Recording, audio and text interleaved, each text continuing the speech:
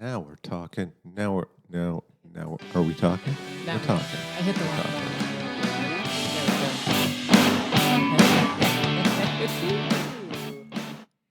button. Hello. I think I ended that a little abruptly. How are you? Oh, doing well. You did it.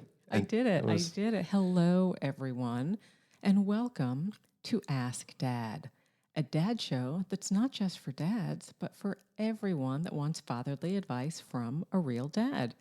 Whether you're here for the bad dad joke or to gain some insight, Will Snow is the man. He is the myth and he is the legend in his own mind, who knows all things. So please welcome to today's episode of Ask Dad.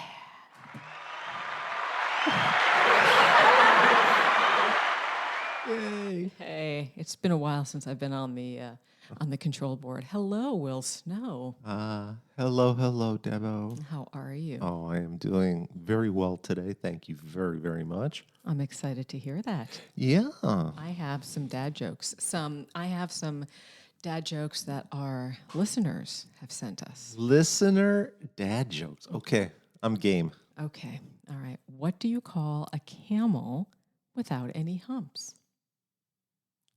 Camel without any. I do not know. Humphrey. God. Woo! Oops, let's do that again. There we go.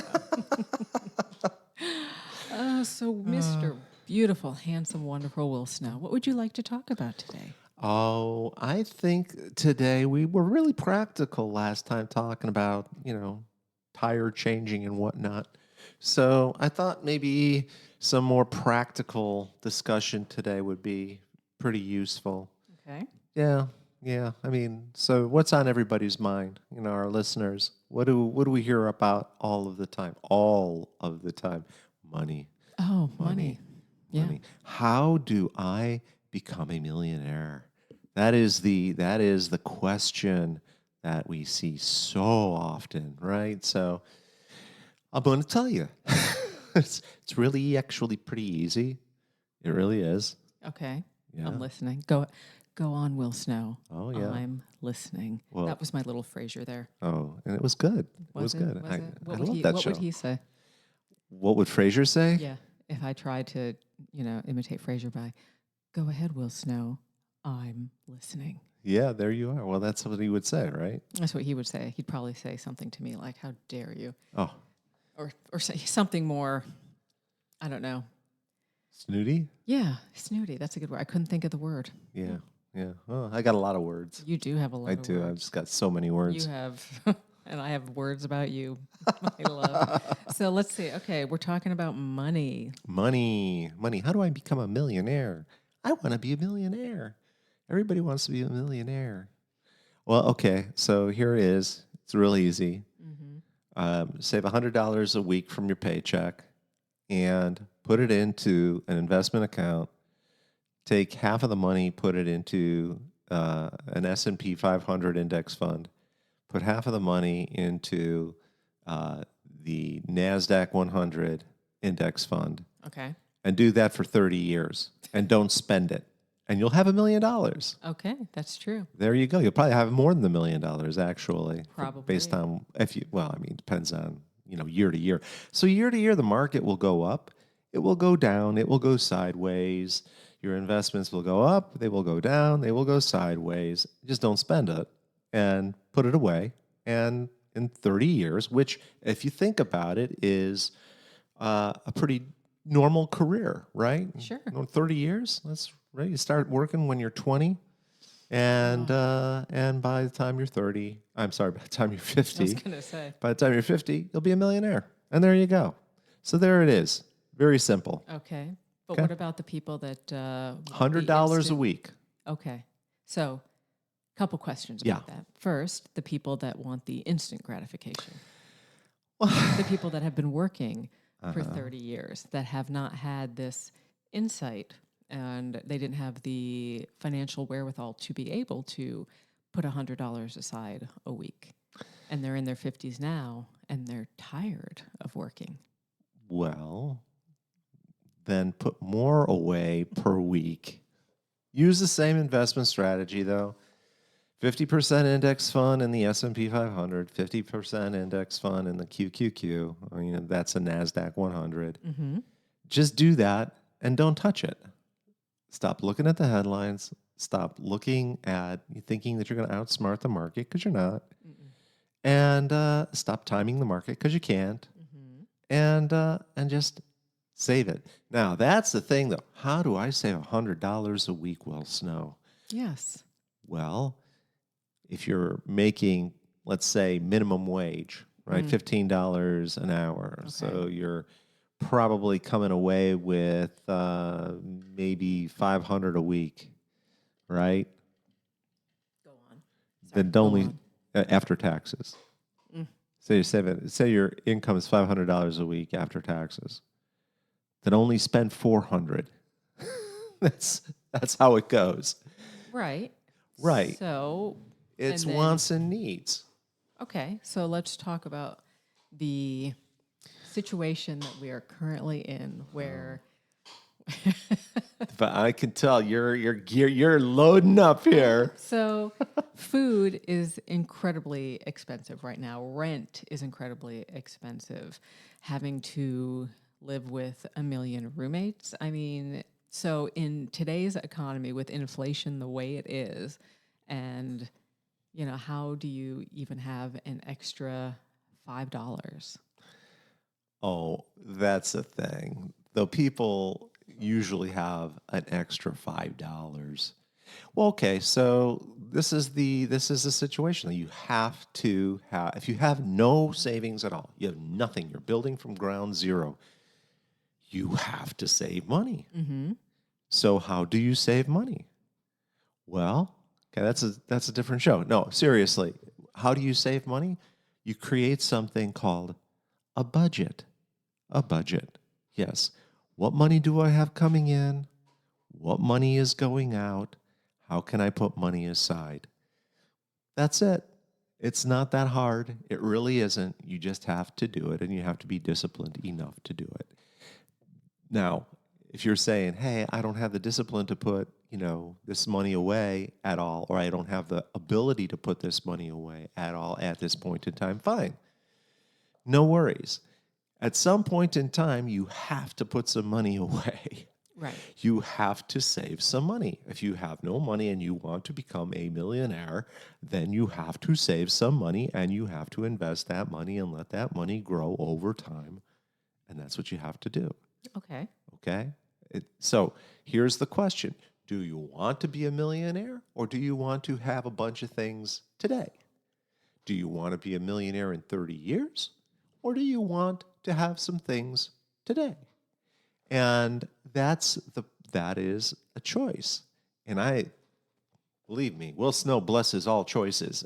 I'm not saying one choice is right and one choice is wrong, but you can't have your cake to look at and eat it too. That's an old saying, right? So you can't have your cake to look at and eat it too. Either you have the money in savings and you're not spending it, or you're spending your money and saying, YOLO, right? We only live once. And that's fine. There's nothing wrong with that. But then don't sit there and go, well, I'm not a millionaire because, okay, that's just the way it goes. Now, $100, if you think about it, though, logically, as you start your career off, even back in the day when you started your career off, $100 a week, is that out of hand? When I was younger, it absolutely was. How about $20 a week? That would have been much easier. Okay. So maybe you start at $20 a week. Maybe you start at $10 a week. Maybe you start at $5 a week. I don't really care. If you really want to gain capital, you have to start saving some money and you have to be consistent about it. And you have to not spend it. And getting into the habit of it is well, what you're that's the whole point. And the earlier you get into the habit of anything, the better, the more effective that becomes. I'm not saying obsess over it, but when you get into the habit of looking at your inflow and your outflow, you start making better financial decisions for yourself. But if you don't look at it, if you hide it and like, oh, I'm going to hide it on a credit card or I'm going to hide it because I don't see it because it's on a credit card. So I'm not really spending it. You have to pay that back eventually with interest. So, take like 20 minutes out of your day and create a budget for yourself and say, okay, what do I have coming in? What do I have going out? Where can I maybe shave some of my outflow so that I have some money that I can actually save and invest that money so that it can grow over time? And that is the answer to that question. Very practical advice. I know it sounds overly simple. I'm not trying to oversimplify, and I'm not trying to disparage people who are, dealing with financial challenges. We've all dealt with financial challenges in our lives. Well, most of us, unless we're talking about the very tippy top of the world, we've all dealt with these things, and we have to. That's just part of the game. And again, I'm not saying, not saying to obsess about it. Right. But, at the same time, it's what I'm saying is that a lot of it is actually really in your control. It really is. And it's just it's a matter a lot of times about discerning between one's wants and one's needs, because they're different. They are. And we have this massive corporate marketing machine in certainly in the United States, but I've seen in the world that is trying to persuade people that they need more than they do. And then when that happens, the keeping up with the Joneses mentality. Yeah, exactly. So at any rate, that's the deal. But for people who think that are, want to, the investors, if they feel like, well, that's overly simplified. Okay, it is overly simplified, but it is not that difficult, is what I'm saying. You can do it. It's within your power to do so. Yes. Okay. I know I am constantly torn between the you only live once and I want to save for my future. It's a constant battle. Right. And a very good friend of mine, Robert, a long time ago, said, you plan as if you're going to live to be 100, but you try to live in every day as well. And that's maybe a discussion for another episode. But do we have any particular questions?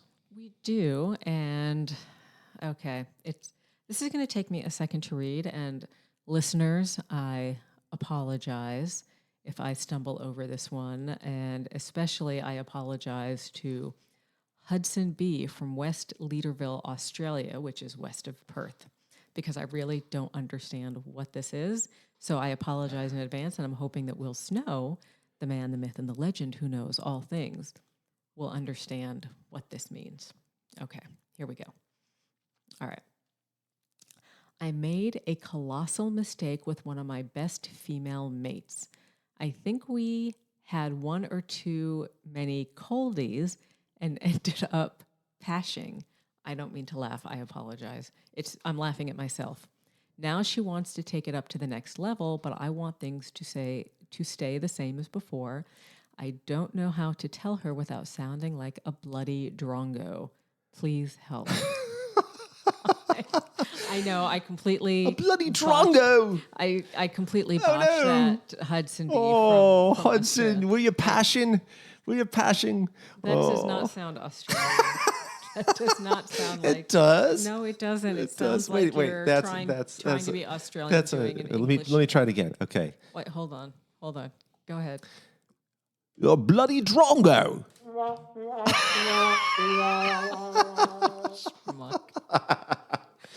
Well, no, okay. So my thought is, well, you know what? It's your show, Will Snow, so you take this. No, you take this away. Oh no, you have a thought here. I want to hear it. My thought was trying to define what this question is. To me, it sounds like he and one of his friends went out, had too much to drink, ended up spending the night together, having sex. She wants more. He wants to stay friends. That's what it sounds like to me. Well, pashing doesn't necessarily mean sex. Could just mean kissing. Okay. But We're all adults here, people. It's a story as old as time, right? And I it's just choked on my water. cross-cultural, right? Who hasn't had a few too many coldies and ended up pashing with a mate, right? That's absolutely It true. happens. It happens all the time, actually. So here's the thing, though, that I think is really interesting. So it happened.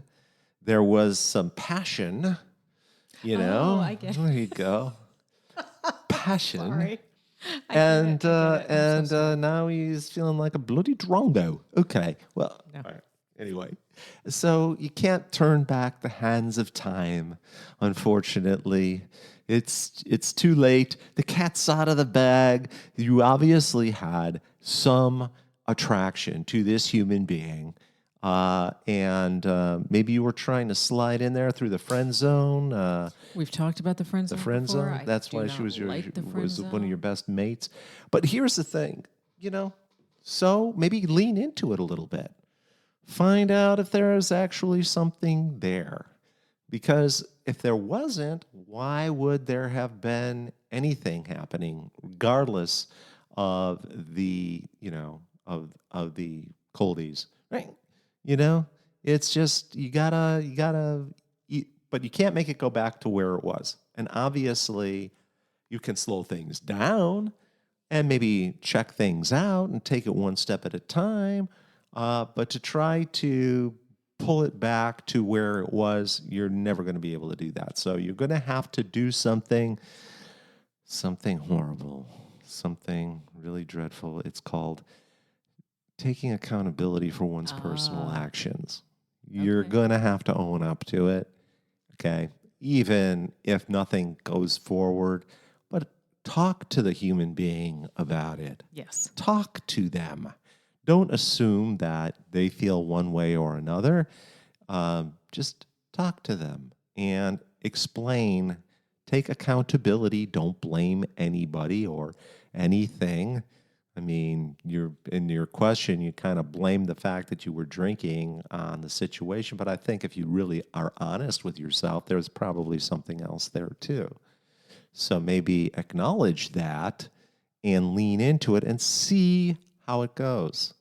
Okay? But try to have a little faith in humanity here. And maybe it doesn't work out. Maybe your friendship is, irreversibly impacted. But that happens.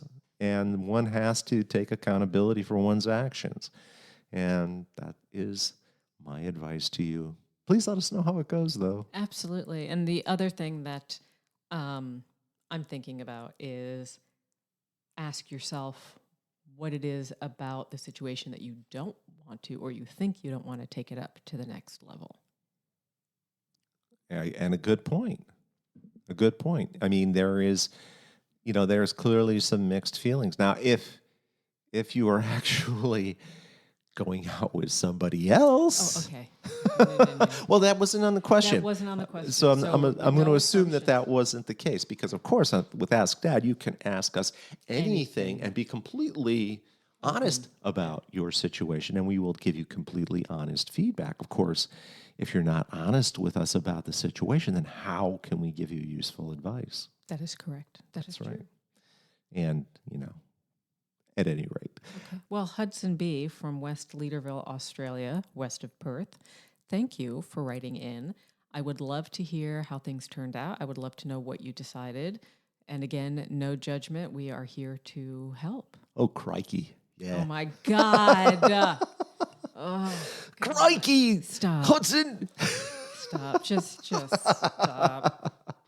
There's only one person in the world that could properly do crikey, and now two, actually. Who's that? That was Steve Irwin and now his son, which I follow them on Instagram. Oh, his son. It's amazing. He's amazing. Yeah, Anyway. he really is. He really is. It's really fun to watch. It is. It's very heartwarming. It is. It really is. All right, What else then. there, Will Snow? You didn't have a dad joke. I didn't have a dad joke, but I'll try to come up with one for next episode. Okay. Because I think we bored our listeners long enough. Well, I do have one since you don't, because I, being a Capricorn, am always prepared. Okay. All right. Where do you take someone who's been injured in a peekaboo accident? A peekaboo accident. Yes. I do not know. You take them to the ICU. Uh, I think people like that one. I think that would be this. there you go. Yeah. All right. Okay. Well, thank you, everybody, for tuning in to Ask Dad. I have to find my script because Crikey. Oh, my God. All right. Here we go. Thank you for tuning in to Ask Dad. This is the show of fatherly advice for all with a smattering of bad dad jokes and horrific attempts at an Australian accent or any accent at all. At all. Hey, stay away from my board. He's trying to touch the different buttons. He's not allowed to touch the buttons. This is me. All right. Anyway, the love is real and the man is real. So we will see you next time. So until then, please, friends, continue to send us your dad jokes and questions to will@iwillaskdad.com so we can talk about it all. We can talk about the good, we can talk about the dad, and we can talk about the bad.